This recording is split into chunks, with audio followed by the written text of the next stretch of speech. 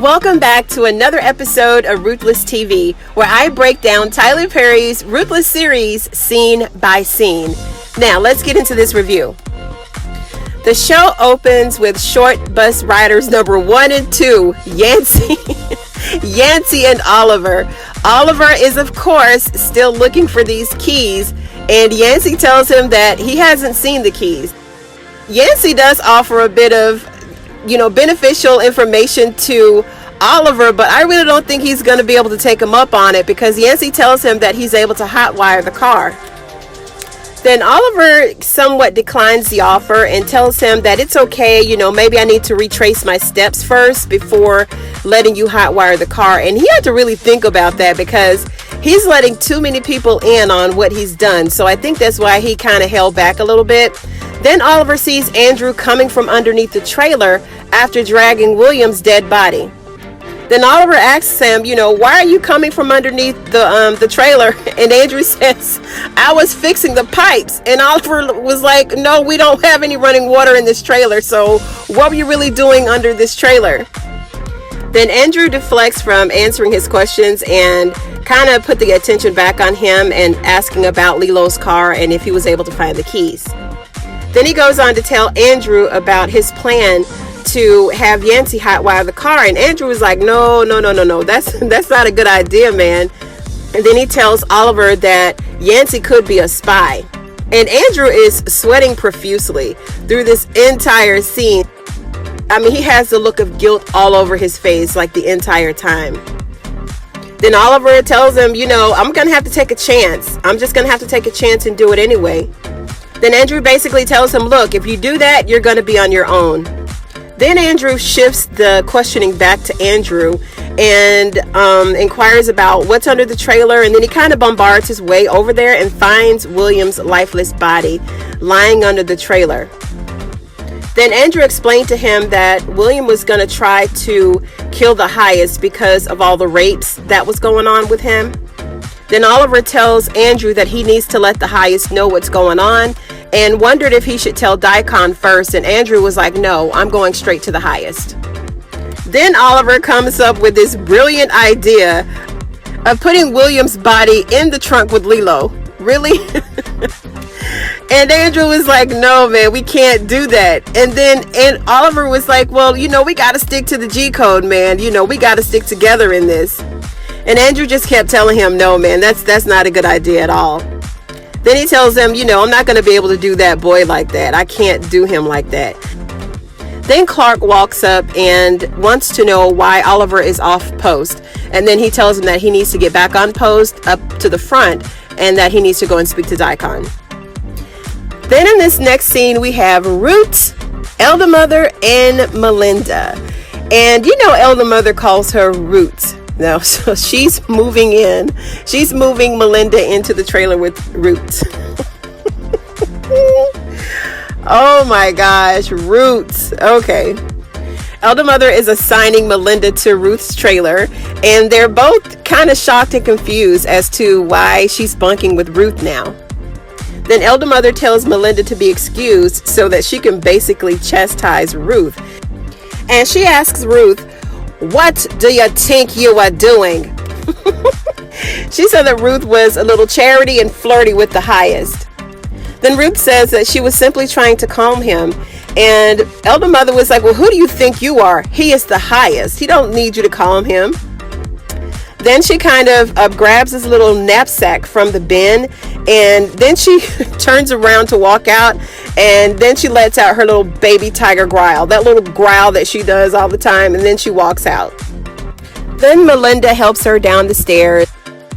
She tells Melinda to watch every move that Ruth makes because she doesn't trust her. And then Melinda agreed, of course. Then Elder Mother tells her to go on in. So she went back up the stairs and went back into the trailer.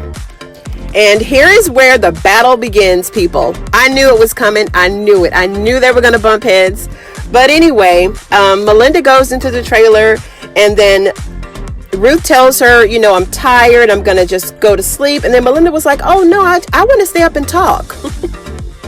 Then Ruth tells her again, I'm tired, I'm going to bed. So then Melinda asks her for some soap, and then Ruth tells her, we don't keep soap in here, that she has to go to the wash house. And I'm sure that Dirty Melinda needs to take another bath, because there was absolutely no suds in the water when Ruth gave her a bath last week. Then Melinda was a bit shocked that Ruth didn't have any running water in her trailer. And she's basically, challenging Ruth's eldership at this point. And then she said, oh, the other elder mothers have running water. Then Ruth was like, good for them. Then Ruth tells her to put on the red ticket around her neck so that if baby tiger came looking for her elder mother, that she would know where she went to. Then we move to the finance trailer, where we find the highest talking to Joan about the numbers.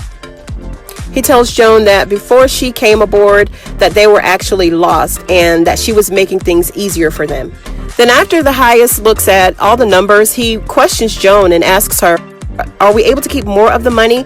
And Joan tells him, it's possible, and she may be able to find a way to keep more of the money. And she tells him that she wants to please him. And then he tells her, well, this is how you can please me, is if we can keep some of this money. Then she tells him that she can make a way for it to happen. Then the highest tells Joan to send Ruth in. Then we move on to the sheriff's station, where Sheriff Conley tells Irene to get Poke on the phone. And then Irene kind of questions him about where he's been. Then he basically tells her to mind her business. Well, he didn't really say that, but in so many words. And to get Poke on the phone. And then she calls for Poke, and Poke is asleep, of course. And then he wakes up, and she tells him to get to the station ASAP. Then Poke is looking around the apartment, like he's lost his best friend, like a kid who's lost his favorite toy.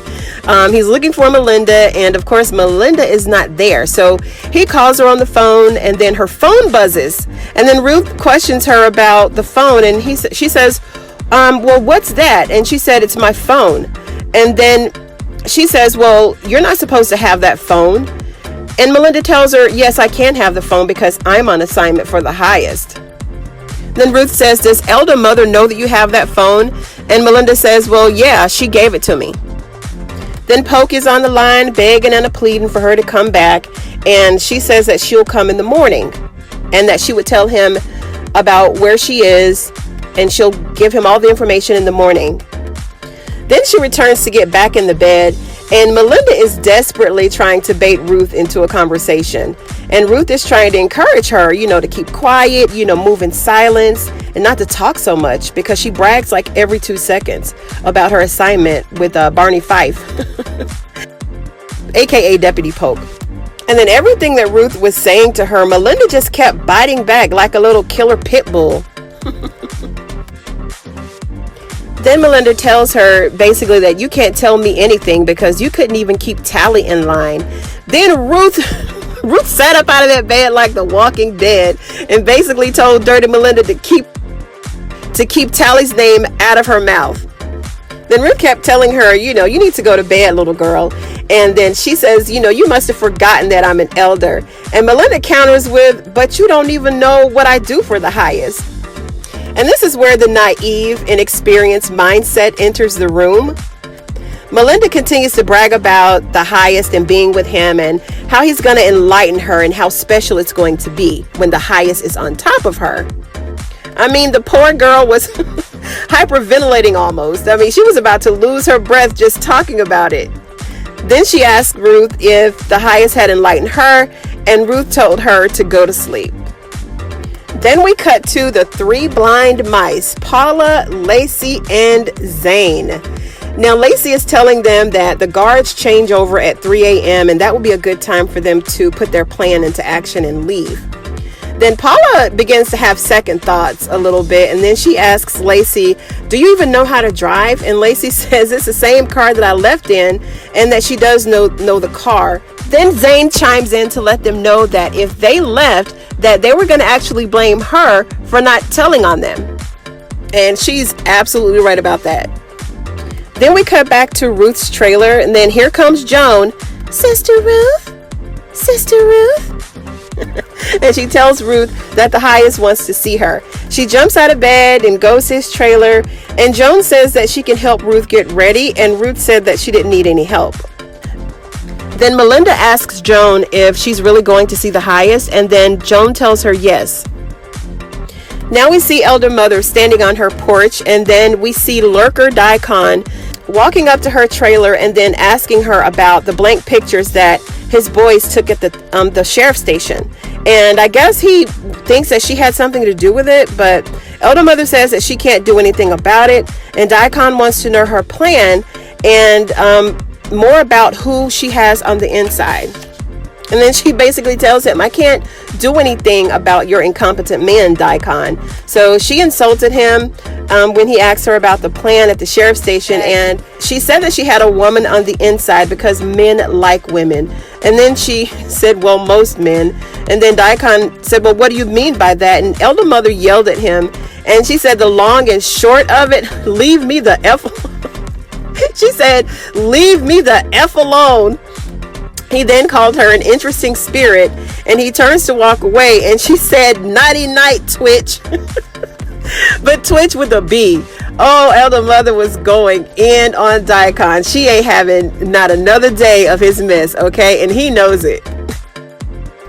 Then Ruth goes in to see the highest, and then he gets up and he's standing there in front of these fairy lights. Now let's all bow our heads and have a moment of silence.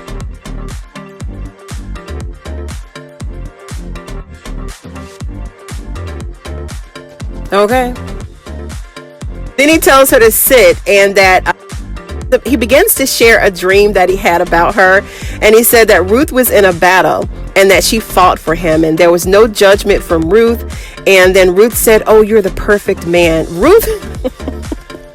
Ruth really knows how to lay on the charm, right? I mean, she is getting under his skin every chance she gets. But anyway, he said that she didn't judge him because he couldn't get his man to stand at attention. Then, Ruth is in her usual mode, and then she makes excuses for him. And then he asks her, can we do it again? And then Ruth went in for the kill. Let me tell you, Ruth didn't waste any time at all. She went in and started this full seance on the highest. She mounted him like he was a little baby horse. And I say baby horse because sometimes he acts like a 5-year-old, right?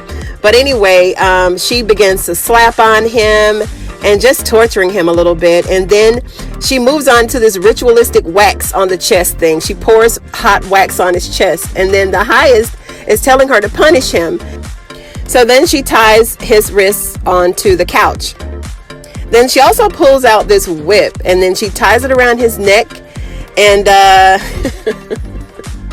she began to choke him, like, I don't know, this asphyxiation thing, but yeah, she was really choking him out. And then, they both arrived on time, okay? And then she demanded him to say that you're welcome. And then he rattled on and on about he was going to have her killed. And then the highest goes back into baby mode again. And Ruth is still in full character, right? Then they just kind of finish up, and she loosens the whip from around his neck. And then they sit there and chat a little bit. Meanwhile, back at the ranch, the sheriff's office, Sheriff Conley is straight getting off on watching Melinda and Barney Fife make out on his desk. And this is like the third or fourth time he's watched the video, right? Then Irene comes in and tells him that he's enjoying watching the video, and that he assures her that he's watching because he's just trying to see what happened. Then he sees Deputy Polk passed out on the desk. Then he tells Irene to come and watch because he sees Clark and the other guy enter the room, and then Melinda is telling them what to do. He sees that Melinda is setting him up, and then tells Irene to get Polk into the office right away. Then we cut back to Zane, Lacey, and Paula. And Zane is basically saying that there's a lot of movement around the compound tonight, and that she doesn't think that they should go. And it's basically, back and forth with the same conversation that they always have, that, don't go. Oh, we're going to go. Don't go. We're going to go. So that was that scene. Then we have the short bus mechanic Yancey coming around to Tally's window, right, big and bold, and told her to get her butt out of bed and to come with him to the bus, or he was going to tell the highest. Then she tells Yancey that she can't go anywhere because she's being watched. And then Yancey was like, girl, we're all being watched. Then Tally says that I have a roommate, and how did you know that she wasn't here? And he said, well, I really don't give a darn. Yancey is just full on wants Tally really bad, and he's pulling out all the stops to get her. But he threatened to tell the highest, and then Tally just told him, look, you just go ahead and do what you got to do because I really don't care. Then we see Joan making it back to her trailer, and she runs into River. And then Joan begins to tell him about the conversation that she had with the highest at the finance trailer, and that he wants her to put more money aside for them. And River warns her not to make a way for him to do that because that's their plan and it's their money, and that they've come too far to not make things happen. Then Joan basically tells him that she thinks that the plan with Ruth and the highest may be working, but she still doesn't believe that Ruth will ever come around. Then we cut back to Ruth and the highest and their post-sexual conversation. Then Ruth wants to know why he's upset. And then the highest says, because you punished me. And then Ruth says that you've been a bad boy and I'm going to continue to punish you. And then the highest said, thank you. Then Ruth compliments him on his performance. And now she has to leave. She said that she's going to give him the pleasure of watching her get dressed. Then Andrew comes to the door and he walks in, and then the highest tells him that he looks stressed. You know, of course, Ruth is leaving out at this point. And then Andrew says that he has to beg for his forgiveness and that he had done something terrible. So he went on to confess that he did kill William. And of course, he lied about it and said that he ran away saying that he was a traitor. Then the highest busts out into this ridiculous laughter. He just kept laughing, saying that it was all a setup and that he knew that Andrew was with them. And he basically went on to tell him that it was all a setup, it was all a lie, and that they were going to get the boy to lie to Andrew just to kind of see how he would take it. And then at this point, Andrew is like, are you freaking kidding me? Like, I've just killed this young kid and it was all a setup the entire time. So Andrew is going through a lot right now. He's a trooper. He's taking it all in, and he just has to stay strong through it all. He can't break, and it looks like he's about to just break at this moment because he feels really, really bad about what has just happened. And then the highest say that, you know, the body is a temple, and that it's just a temple and like a prison to hold our souls, and that the boy is happy now. And then he reminded Andrew that he is loved, and that, he doesn't have to worry about anything, not to be concerned about it. And he just couldn't stop laughing. He thought it was hilarious. Then we cut to River running into Ruth outside the trailers again. And then he warns Ruth not to go in a certain direction. And then Ruth says, I'm a little sick and tired of this cloak and dagger BS. And then he warns Ruth to reassure the highest and just kind of continue to give him comfort and encouragement. Then we move on to see Clark and Daikon outside of Daikon's trailer, and it's very funny how everybody is walking around in the dark like it's 2:00 in the afternoon. I mean, everybody's awake. The highest, Joan, Yancey, Ruth, Daikon, River, Oliver, the whole compound. So then Clark tells Daikon that he needs to talk to him and let him know that Andrew's wife, that her death was only on the local news and not published on another site, any other media outlets. And then Clark said that he rode by her house and he saw the lights on and he saw someone walking around, but he couldn't really verify that it was her. And then Daikon instructs Clark to get a man to watch her or to watch the house and to call him right away if they saw her. He tells him to get Oliver on it and then tells him to let Oliver know that he is to bring Sarah back if he catches her or if he sees her. Then we cut to Tally and Joan's trailer, and then Tally gets up to use the bathroom, and then Joan tells her, no, I have to go with you because it's after lights out. And then Tally said that, I'll just wait until in the morning. And then Joan advised her not to eat so much at dinner so that they won't have to go to the restroom so much during the night. Then we see Clark talking to Oliver about his new assignment, and he gives him all the details and tells him to bring Sarah back unharmed. And I wonder when this body is going to start to smell, because Lilo's body has been in that trunk for a minute. Before long, William's body is going to start smelling too. So they better move fast, because all these bodies on the compound is very, very suspicious. Then we have Ruth jumping out of bed to go in, to meet Daikon. She runs into Daikon, and she says that she wants to see him. And then Daikon tells her that he's a monster and to leave him alone. And then she says, oh, I love you. And Daikon tells her, come with me. And then Ruth steps behind him and walks past a bin full of dead bodies. And that concludes this episode of Tyler Perry's Ruthless, episode 7, season 2, entitled The Code. If you haven't done so already, go ahead and like, share, and subscribe to the channel. During the week in between episodes, I will be posting more and more videos to give you more insight on each and every scene. Stay safe, everybody, and I'll see you on the next one.